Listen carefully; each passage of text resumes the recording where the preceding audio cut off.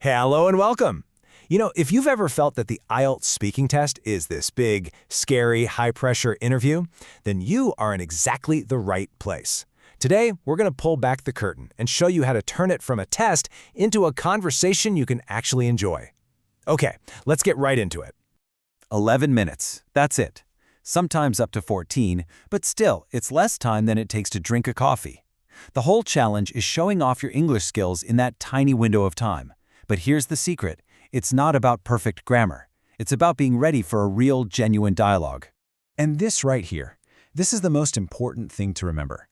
Examiners can spot a memorized script from a mile away. Believe me, what they're really looking for is genuine communication. They want to see flexible, natural English that expresses your ideas. So let's break down how to do exactly that.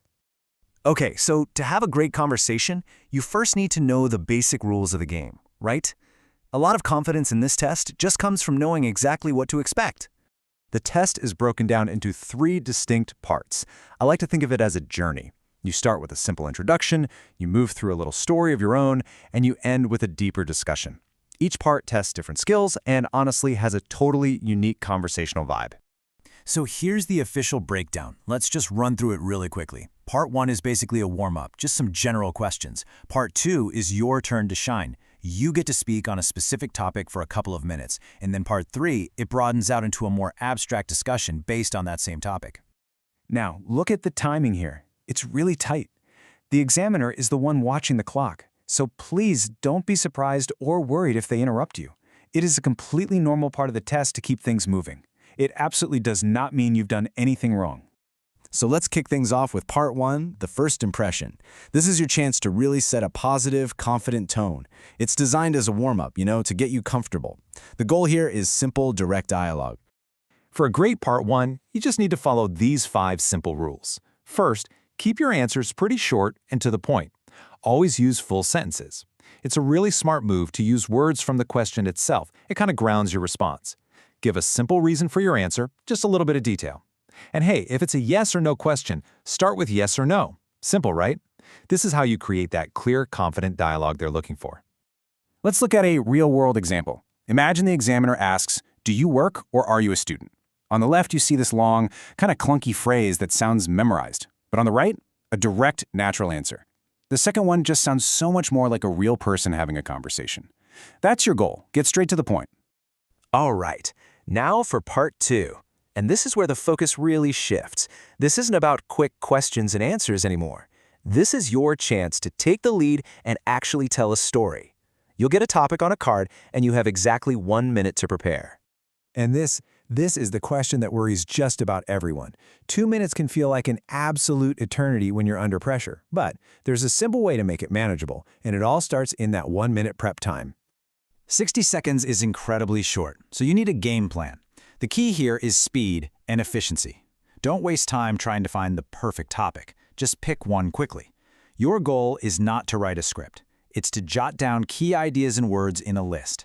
And please, don't waste precious seconds erasing. Just get your thoughts down on the paper. So, what's the secret sauce here?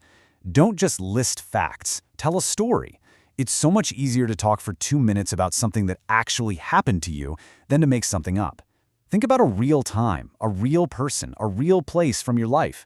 Personal stories are packed with details, and that's exactly what you need to fill the time naturally. And that brings us perfectly to Part 3. This is where the conversation gets a lot broader.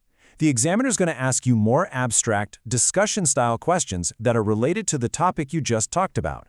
You're moving from your personal story to much bigger ideas. So unlike Part 1, the goal here is to really develop your answers. The examiner wants to see if you can discuss opinions, explore different sides of an issue, and give good examples. Just saying "I agree" is not going to cut it. So how do you build a detailed, high-scoring answer? Here is a fantastic 4-step structure you can use. First, state your main idea directly. Simple. Then, explain why you think that. After that, and this is a great step, show you can think critically by exploring an opposite or alternative view. And finally, lock it all in with a solid, concrete example. This creates a really impressive, well-rounded answer every time. And that third step, exploring alternatives, this is where you can really shine. Using phrases like "on the other hand" or "in contrast" is like a signal to the examiner that you're analyzing the topic from different angles. This is just crucial for having a sophisticated discussion. All right, finally, let's bust some common myths. So many people get bad advice that can actually hurt their score. Knowing what not to do is just as important as knowing what you should do. Okay, the biggest myth of all is that you need to use these big, complex, memorized phrases. The reality? Examiners are trained to spot these, and they actually suggest a lower level of English because it shows you can't come up with the language on your own. Just answer the question directly and naturally. And myth number 2. You need a perfect British or American accent. This is completely false. Your score is based on pronunciation, how clearly you speak, not your accent. As long as the examiner can understand you easily, you can get a top score. So relax about your accent. This quote just sums it all up perfectly, doesn't it? High scores come from using relevant vocabulary to discuss the topic with real ideas. It is all about the content of your dialogue, not the fancy formal phrases you try to wrap it in. So what's the big takeaway from all of this? It's simple. Stop trying to memorize a perfect script. Instead, prepare ideas. Brainstorm stories about your life, your experiences, your opinions. That's the raw material you'll use to build a genuine conversation. Your confidence will come from being prepared with things to say, not from being scripted. So I'll just leave you with this one question to think about. Your unique experiences are your most powerful tool in this test. When you're preparing, don't ask yourself, what's the right answer? Ask yourself, what's a story that only I can tell? Because that right there is what will make your English truly come alive.